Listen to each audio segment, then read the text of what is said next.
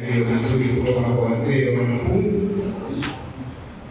hasa kuzingatia wanaochukulia ni walimu wa madrasa, wanaochukulia kawaida sana, tofauti na wale walimu wa mashule wanazojali.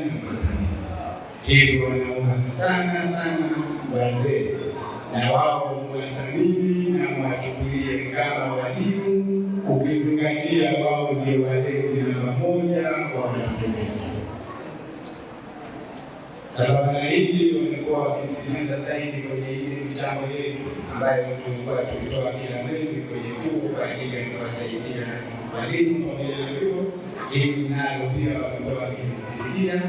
Sasa tuwaombe wazee kwenye hili pia nalo mjitahidi wakati wa uwezo wenu, ingawaje huku mtoto akiwa hajatoa hafukuzwi kama kile shule, lakini na huku na kujali na kudhamini hii elimu ya msingi na elimu ya lazima, na ndio elimu ambayo inawalea watoto wetu wengi kwenye misingi iliyo bora, lakini ile tabia njema ambayo imetajwa kwenye Qur'ani na Sunna za Mtume wa khaliqin nasa bikhuluqin hasan.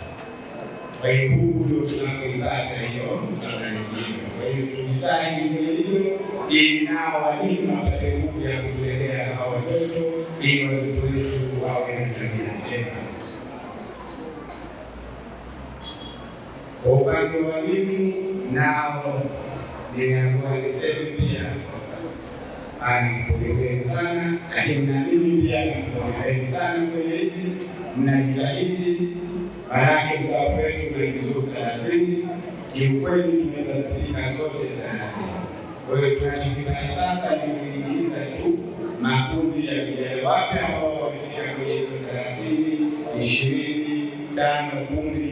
Haidhani tuhakikishe kwenye jimbo letu la Chukwudi tunapata wale waliohifadhi Qur'ani ya Mwenyezi Mungu kwa wingi sana.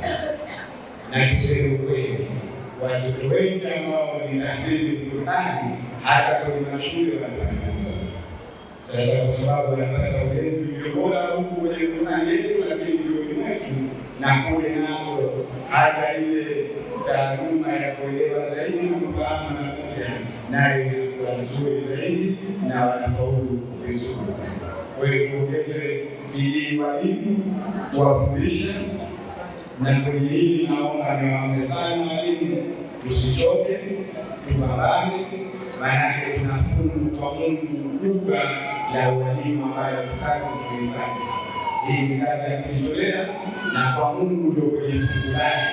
Kwa hiyo tujitahidi zaidi, tusikate tamaa, tusivunjike moyo, ili tuweze kuhakikisha kwamba watoto wetu tunaoitoa vyuoni na walimu mtaani nao pia wanapata elimu hii na wanaifahamu vizuri, lakini pia wanaifanyia kazi. Kwa upande wa majaji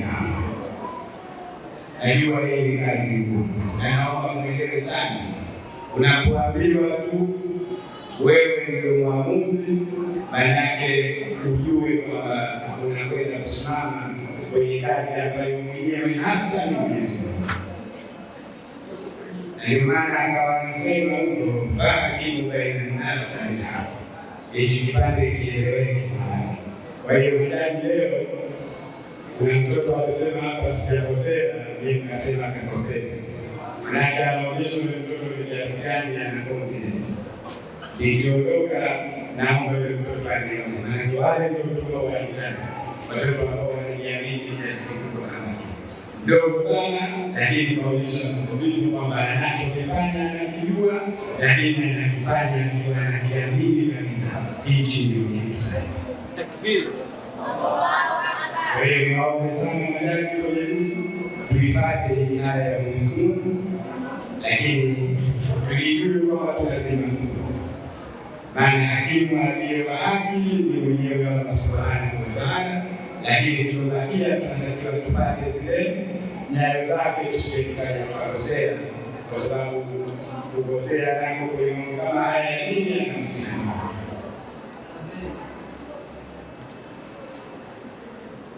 Nadhani salamu zilizobakia ni za wanafunzi wenyewe, nao niwaombe sana wafanye bidii na jitihada kwanza kuyafuata yale ambayo wanafundishwa vyuoni, lakini pia kuwatii wazee na walimu wao wa madrasa, kwani hao ndio watakuwa njia ya kuwapelekea mafanikio yao. Lakini anayekosea hapa mimi huwasema elimu hapa mbele ukisimama bali ni magumu sana, na confidence yake inakuwa ngumu, na ndio maana nikasema yule mtoto itabidi muone kutokana na aliyofanya. Usikitisha haya na mimi nikiangalia runinga na waona hata kuna wafundi walishindwa kupaa, si kwa sababu ya mazungumzo.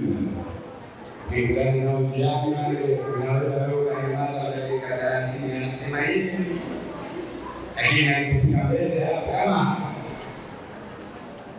kiapo ambacho siku zote umekikaa njiani anaweza kukwambia wallahi na hapa kwamba lakini pale kesho. Kwa hiyo hongereni watoto, lakini hongereni pia kwa kile ambacho mmekiweka kwenye mioyo yenu na kwenye nafsi zenu. Naomba sana mjitahidi kujiongezea.